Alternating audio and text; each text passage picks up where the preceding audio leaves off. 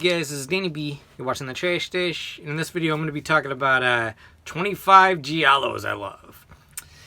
And this is not going to be in any particular order or anything. I just brought 25 of them on here, and I'm going to talk about them. And it's going to be all ones I really like, really enjoy. So here we go. Alright, the first one up is Don't Torture a Duckling. And this is by Lucio Fulci. This is one of probably his most comprehensive Giallo movie, I would say. He's only done really like 5 of them. 5 or 6 movies, I forget. But this one is by far probably his best technically, even though it's not my favorite. It is a really good one. Very sad movie too, honestly. Yeah, Don't Torture a Duckling. About a killer that's going around killing kids. Alright, next up we got Case the Bloody Iris. I love this movie. This is very kind of sleazy.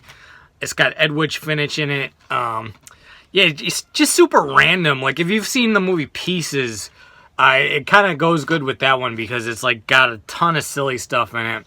Very cool one. Next up, Alice, Sweet Alice. And let me know what you guys think. Honestly, to me, it doesn't matter if a Giallo is Italian or not. This is American, but it's still, in my opinion, a Giallo. I just look kind of for the elements of what makes the movie a Giallo versus a slasher film. Yeah, Alice, Sweet Alice. This is a, probably a lot of people have seen this, but a kid, you don't know if the kid's evil or not. Very creepy one, too. This one, I got this Deadly Friends collection. It comes with 4 movies. And the one I'm going to be talking about is Your Vice is a Locked Room and Only I Have the Key. That's a good one by Sergio Martino. Kind of like a murder mystery. I kind of forget it. I know it's based on, Edgar Allan Poe? An Edgar Allan Poe story. It's been a while since I watched that, but I remember Edwidge Fenech is awesome in it, and it's got a creepy part where he dumps a ton of cow eyeballs on the counter. Very random shit. Gotta rewatch this one. It also comes with Case of the Bloody Iris. If you wanted to see that one, this is a good one to pick up because it's got that on there too. Then also Death Laid an Egg, which I haven't watched, and The Dark as Death's Friend, which I have not watched yet. Alright, next up is Pieces. Spanish Giallo movie, slasher. Kind of a hybrid of both of them. Towards the 80s, they what I noticed is they got more violent. Kind of more towards splatter films, slasher films. And Pieces is no exception. I think this is the only one I've seen that beats out the New York Ripper in violence. I've heard there's one called Giallo in Venice, which is gorier than both of these, but I still got to see that one. Pieces. Awesome movie. And what do you guys think is better? Do you guys like Pieces or New York Ripper? Personally, I like New York Ripper, but, Alright, next up, another one of these collections. This one's called Blood Red Nights. This has, the one I'm going to be talking about is 7 Bloodstained Orchids. Watched that one a while back. It was really cool. The killer has a drill, I think, in one scene. Maybe a couple scenes. They're running around drilling people. And, yeah, just not anything unique or anything. It's kind of a standard one, but I enjoyed it. 7 Bloodstained Orchids. I think that's by Umberto Lenzi. Yeah, Umberto Lenzi did that one. This also has Short Night of the Glass Dolls, which personally I watched that. I wasn't a huge fan of that. And also Cat of Nine Tails, Dario Argento, and Deep Red, Dario Argento. So this is another good one to get. Alright, next up, Black Belly of the Tarantula. I love this one. This one's it's not got the best kills. Well, it does have good kill scenes. It's kind of a slow burn is what I want to say. Very cool music and sleazy nudity and stuff in this movie. And then the guy that plays the cop is an awesome actor. What's his name? He's in Hannibal. He plays the Italian guy in Hannibal. And was Giancarlo Gianni? Is that his name? And then Barbara Bouquet's in this. Boucher, I don't know how to say it.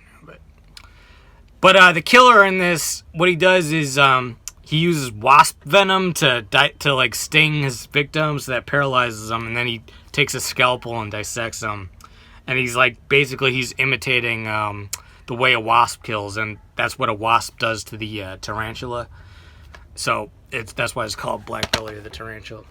Next up, we got Tenebrae.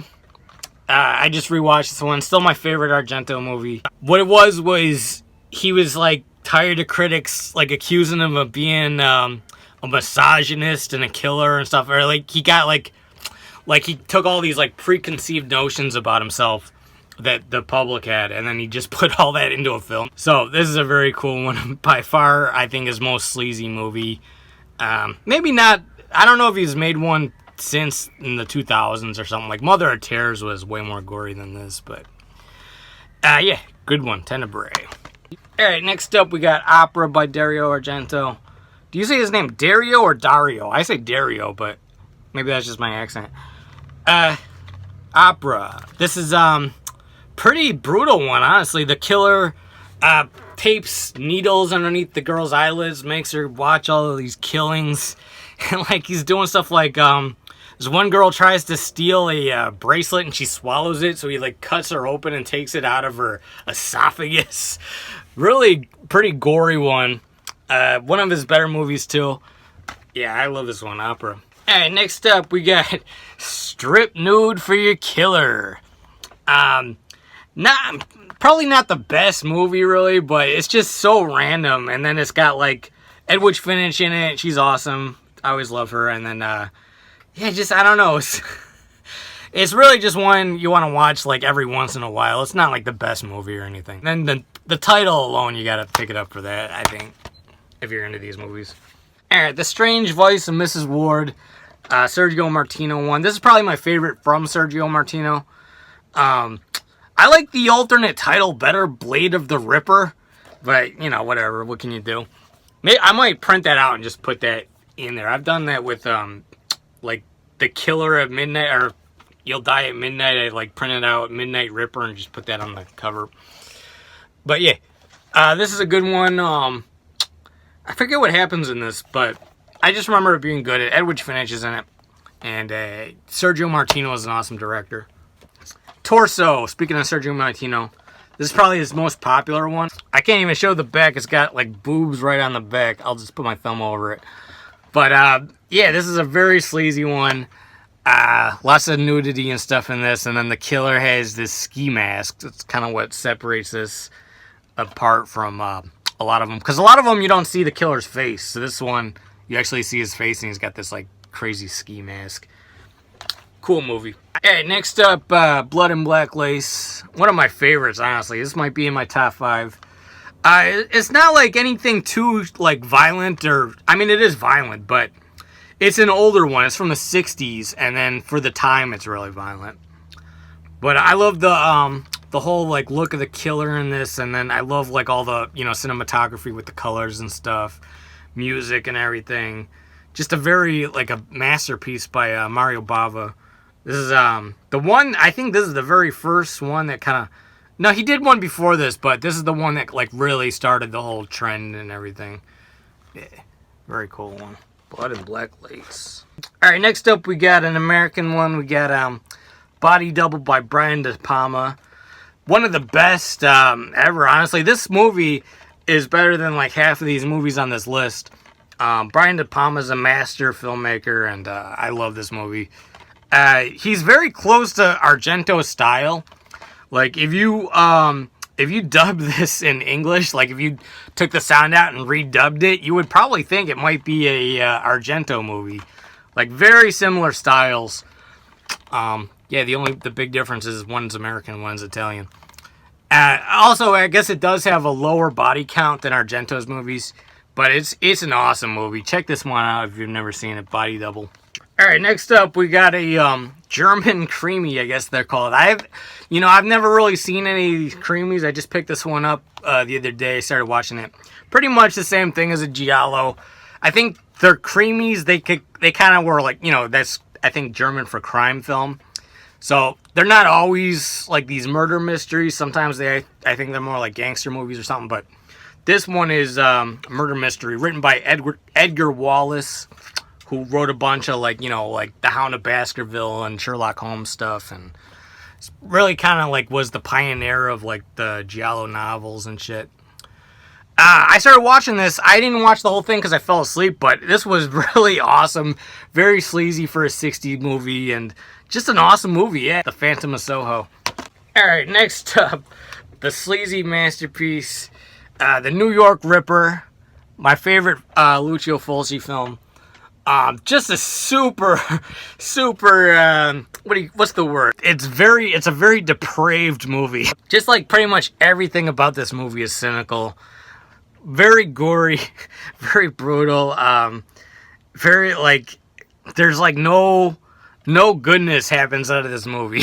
The New York Ripper. I love this movie. All right, next up we got one. This is also one of my very favorites. Eyeball by Umberto Lenzi.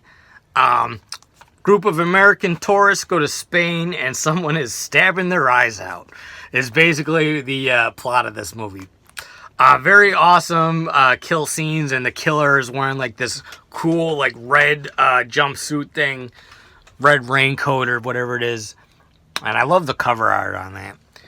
Yeah, if you've never seen this one, do yourself and see this. This is basically a slasher film. Like, this is no different than an American slasher. It's just, you know, it's a Giallo set in Spain. All right, next up we got A Blade in the Dark from Lamberto Bava. Lamberto Bava does a lot of my favorite ones. This one's got some pretty like violent kill scenes and stuff in this. So if you're into that kind of thing, if you want like a violent one, check this one out. I remember, I won't give away too much, but like someone gets their hand stabbed really bad and stuff. It's very bloody. Yeah, very cool one. Blade in the Dark. All right, next up we got Tormentor, also known as Death Carries a Cane, which I think is the actual title. Yeah, this one is pretty good. Full Moon put this out under Tormentor. Lots of cool music in this movie. Yeah, very cool, very creepy. Lots of kill scenes in this. Yeah. This one, it kind of reminded me of Pieces, but like not as sleazy as Pieces. Death Carries a Cane, or Tormentor. All right, next up, we got this 3-pack. I'm going to be talking about Who Saw Her Die. Another sad one about a kid death, but it's got some really cool scenes in it. The ending of this movie is awesome. I won't give away what it is, but just if you watch this one, just expect an awesome ending. The other two movies on here are Short Night of the Glass Dolls and The Bloodstained Shadows. Not a huge fan of the Short Night of the Glass Dolls. I own like 3 copies of it on different multi-packs and stuff, but just not a huge fan of that one. The Bloodstained Shadow is pretty good. I forget what that one's about, but I remember it being good. Alright, next up we got Phenomena, or Creepers as it's also known. This one's one of Argento's best movies. The only one I like better is Tenebrae. This is my second favorite from him. Very cool one where she talks to bugs and tries to solve a murder through talking to bugs. Awesome music in this movie. Very over-the-top death scenes and stuff like that. And the third act of this movie is where it gets completely crazy. So, Phenomena. Check that one out if you've never seen it. Alright, next up we got Delirium. This one is from Lamberto Bava. This is my favorite from Lamberto Bava. Probably his most sleazy one because it's starring this chick that has like giant boobs. Lots of like random scenes where the killer hallucinates that people are turning into like giant eyeballs and stuff like that. Lots of creepy, crazy stuff in this one. Yeah, I love this movie. It's also known as a photo of Georgia, I don't know. But I call it Delirium. Next up, we got Dressed to Kill. This is another one from Brian De Palma. Another American one. Awesome. Check this one out if you have not seen it. So Brian De Palma is one of the best filmmakers of all time, in my opinion. Like, he's right up there with Scorsese and that. So if you have not seen this one, check this out. One of his best movies. And again, he does them kind of low on the murder count. Like, that's kind of his style, I think.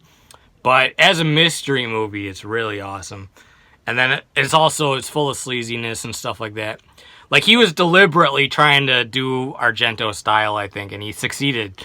Like, he's right up there with Argento. Yeah. Dressed to Kill. Alright, next up we got Blind Date. This is a Nico Mastorikis film. I don't think he's from Italy. I think he's from like Peru or something. But it's a pretty decent one. It's not like the best movie I ever saw. It's more of a sci-fi movie than a murder mystery. There's murders going on, and this blind guy uses he has like some kind of operation where it turns sound waves into vision, and he has like all these like digital clock images. Like the way he sees the world looks like a digital clock. Very like kind of like 80s arcade game graphics. That's the way he sees the world, and he solves a murder, like trying to identify the killer because he's a witness, and but he's a witness in his bad vision, his technology vision, so he has to like try to solve the crime through that. It's like half Giallo, half sci-fi movie, or sci-fi Giallo, I guess you would call it. Pretty cool one. Pretty unique one. And then also, if you're a fan of Kirstie Alley from Cheers, she gets naked in this movie. So that's a little bonus. And then last up is Psycho. People say it's the beginning of slasher movies. I think it's also the beginning of a lot of Giallo movies. I think a lot of these Giallos took elements of Psycho and kind of like incorporated that. Like how it starts off with a completely different story and then takes a huge left turn once it stops following Marion Crane. And then just like lots of random shit goes on in this, and everyone knows that it's Norman Bates doing the killing. I hope I didn't spoil that, but at the time it was a mystery. Like you didn't know who was. You thought it was like some old lady doing the killing or something. You didn't really know what was going on. So I kind of think a lot of these took from Alfred Hitchcock's Psycho. So I consider it part Giallo, even though it really is like a thriller. I guess you would call it that. Like he made it to be a thriller. But yeah. Alright guys, this is Danny B. You're watching the Trash Stash. That was 25 of my favorite Giallos. I hope you like this. Let me know if you have any questions about any of them, and let me know what you think. Let me know your favorites and all that stuff. Hit the like button, comment, and subscribe. Peace out.